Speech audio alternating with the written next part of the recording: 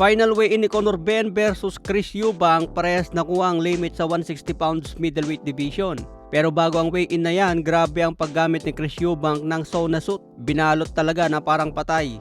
Sa UK, pinagbabawal ang paggamit ng sauna bago ang weigh-in, lalo na sa ilalim ng BBBFC. Sa UK, mangyayari ang laban ni Chris Eubank at Conor Ben, kaya under ito ng BBBFC. Sigurado pagbabayarin na naman ng malaki si Chris Eubank dito mga boss. Hindi siya nahuli na aktual na gumagamit ng sauna, pero pinost niya ang video, kaya pwede ito maging ebidensya. Matatanda ang nangyari kay Casimero laban kay Paul Butler sa bansang UK.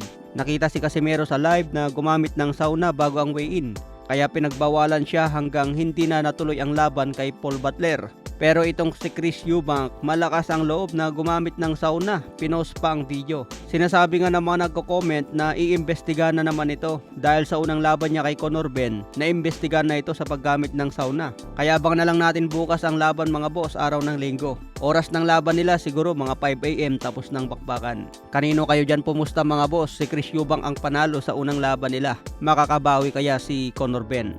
Sa iba pang balita, Jack El Capitan Tepora, tinawag na bobo ang fans ni Casimero. Ayon sa kanyang post, sabi niya, ito yung sinayang mong tao. Sana nakalaban mo na sina Naoya Inoue at si Nonito Donaire at mga sikat pang boksingero.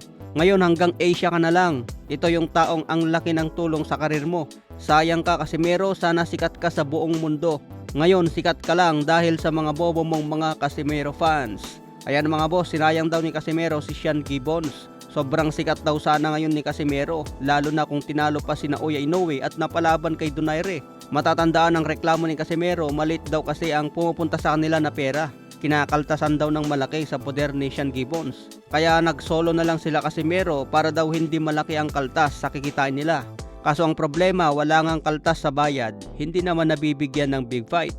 Tingin ko mas malaki pa rin ang purse money sana ni Casimero kung pound for pound ang kalaban niya, lalo na kung may hawak na titulo. Malaki talaga ang kaltas kay Casimero noon dahil binibigyan ng kompletong tagapag-alaga para magandang kondisyon. Sa iba pang balita, Devin Haney at Brian Norman parehas kumpiyansang manalo. Tiwala din si Brian Norman na kayang tapusin si Devin Haney by knockout. Ngayong November 22 na ito mga boss, malapit na. Matinding laban ang abangan natin, kaya yung magagaling mag-predict dyan na ba, magkakapera na naman kayo bago ang Pasko. Okay mga boss, hanggang sa muli nating updates.